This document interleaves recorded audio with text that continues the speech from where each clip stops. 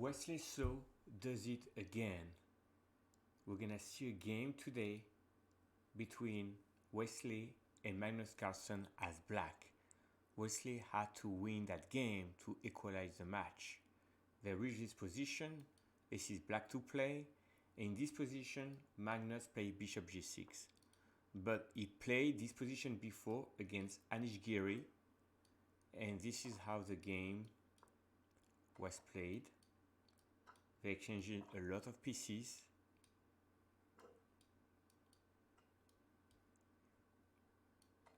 And eventually they tied the game. That was Giri Carlsen played online this year. So instead, Magnus finds a new move, does an exchange, and keeps the pieces on board. Let's continue the game. They played that very quickly. And here, Wesley So play Queen c2. And here, a possible move was to play like that, to attack. And the game would be even. But instead, Carlsen takes on c3. The game continues, and we're going to reach a key moment over here. So black has to take, you may say, a typical capture is to take with the rook. White would advance the central pawn and advance again.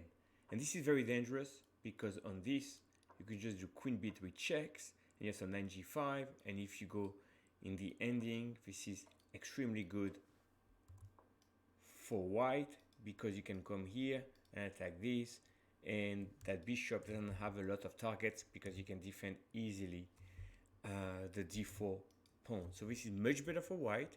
And if over here you don't want to go back to f8, you have knight g5 attacking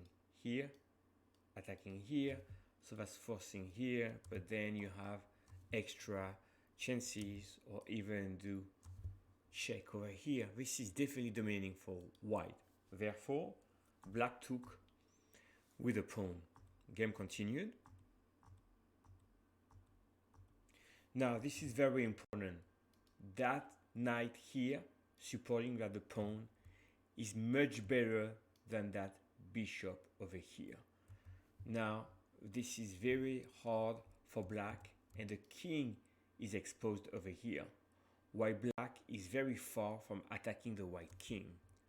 Now, Magnus tried to do some counter with black.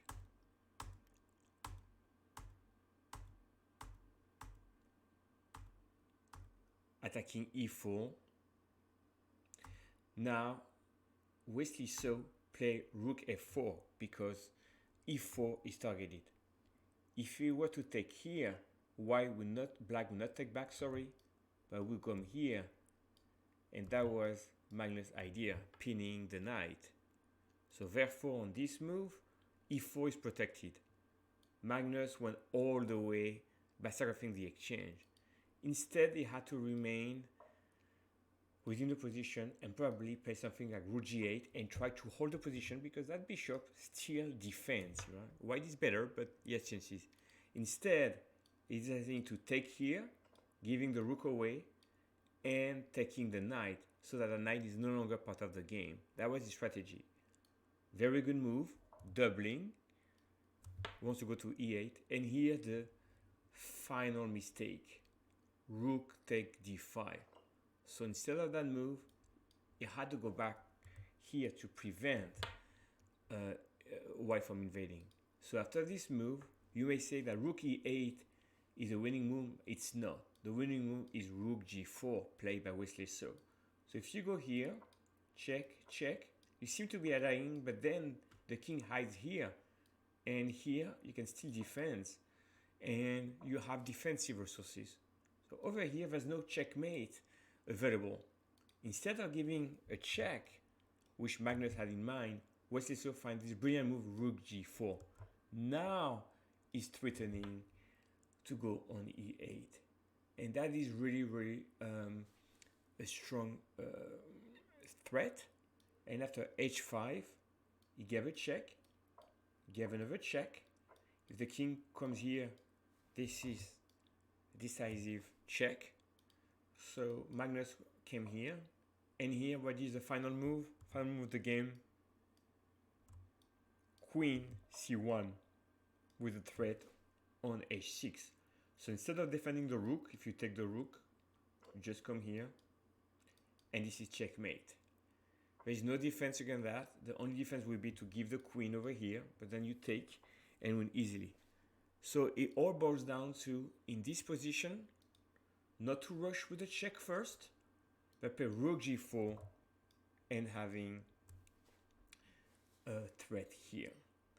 And this is how, and if you were to go back here, most likely Wesley So would have played this, and you're threatening check here, and there is no defense. If you try to do something like that, then rook e8 wins the game. I hope you enjoyed this video. Don't forget to subscribe, and thank you for watching.